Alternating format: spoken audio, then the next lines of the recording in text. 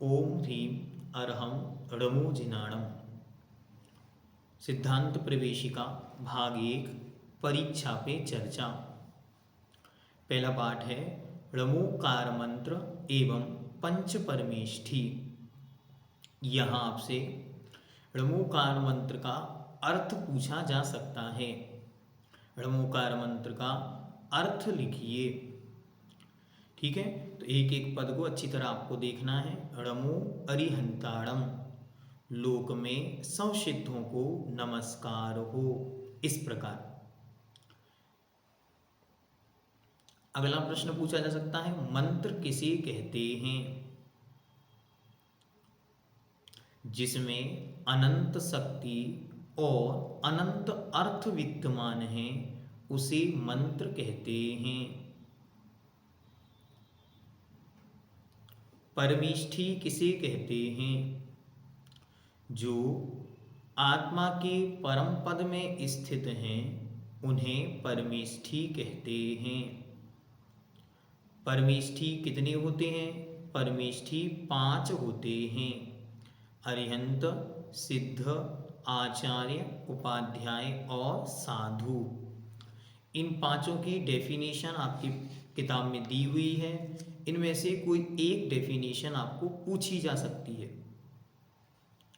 फिर णमोकार मंत्र का महात्म या णमोकार मंत्र की महिमा लिखिए। तब आपको लिखना है, ऐसो पंच णमो यारो सव्व पाव पणाशनो मंगलाणं चे सव्वेशिम परमं होई मंगलम। यह पंच नमस्कार मंत्र सब पापों का नाश करने वाला है। यह सब मंत्रों में प्रधान है, अर्थात पहला मंगल है।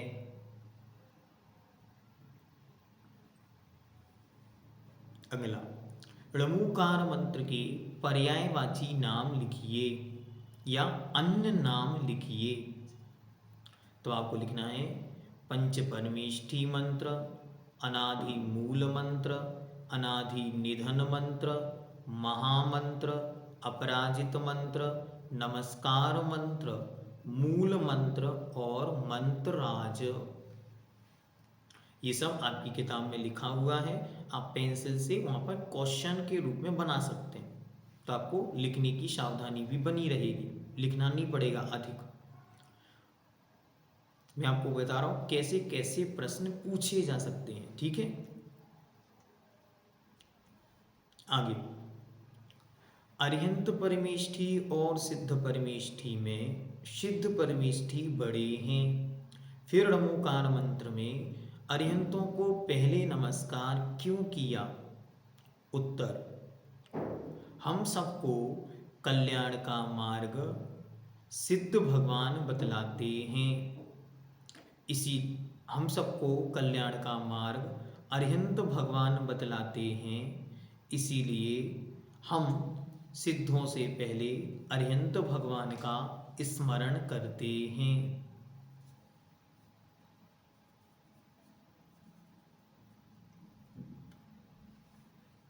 नेक्स्ट, अब यहाँ पे क्रमशः लिखता जाना, कितने कितने हैं। ठीक है, णमोकार मंत्र में कितने पद हैं, कितने अक्षर हैं, कितनी मात्राएं हैं, कितने स्वर हैं और कितने व्यंजन हैं।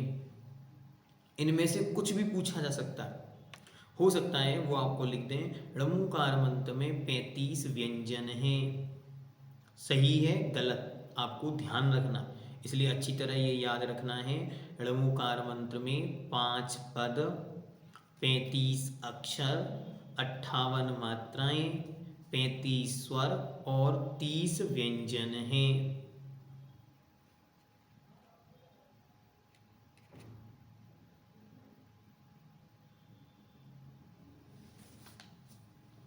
ठीक हुआ? इस मंत्र की रचना किसने की है? उत्तर, इस मंत्र की रचना किसी ने नहीं की। यह अनादि निधन मंत्र है।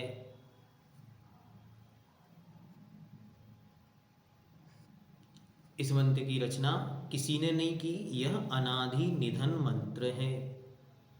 अगला, इस मंत्र को सबसे पहले किसने और कब लिपिबद्ध किया?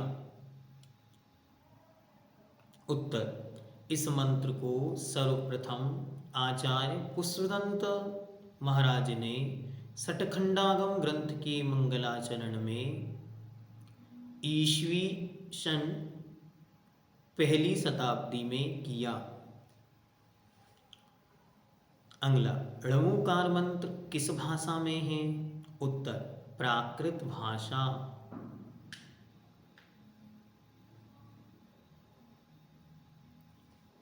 क्या णमुकार मंत्र अपवित्र अवस्था में पढ़ा जा सकता है? उत्तर, हाँ, किंतु उच्चारण नहीं करना, केवल मन ही मन में पढ़ना।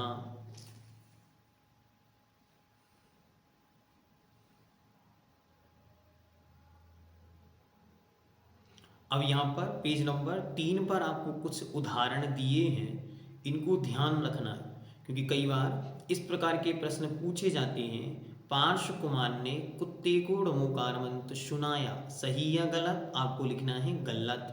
तो इसलिए ये उदाहरण आपको ध्यान में रखना। क्या?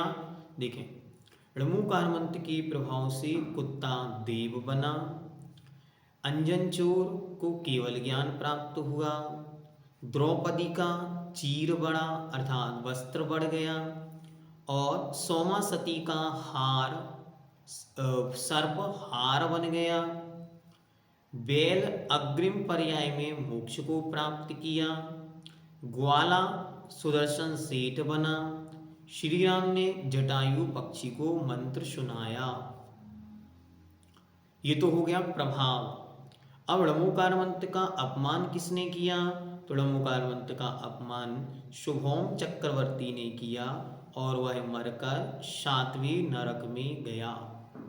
इस प्रकार यह आपका चैप्टर नंबर 1 यहाँ पर पूर्ण हुआ और इससे बनने वाले प्रश्न इस प्रकार के प्रश्न बनेंगे। तो आपको क्या करना, पेंसिल से अच्छी तरह इंपॉर्टेंट पॉइंट्स जो हमने आपको बताए उन पर मार्क करना और उनको याद रखना।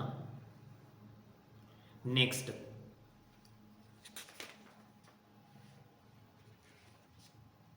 चत्तारी दंडक चैप्टर नंबर 2।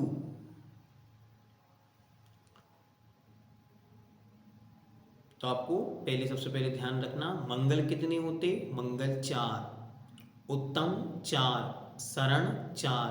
कौन कौन से? तो अरिहंत, सिद्ध, साधु और केवली भगवान के द्वारा कहा गया धर्म, ये चारों मंगल हैं, चारों उत्तम हैं और 4 ही शरण हैं। नेक्स्ट क्वेश्चन, मंगल किसे कहते हैं? ये आपको डेफिनेशन के रूप में पूछ सकते हैं, मंगल, उत्तम और शरण। ठीक है, तो क्रम से, जो पापों को गलाता है और पुण्य को या सुख को उत्पन्न करता है वह मंगल है। उत्तम, लोक में जो सर्वश्रेष्ठ होता है, जो महान होता है उसे उत्तम कहते हैं।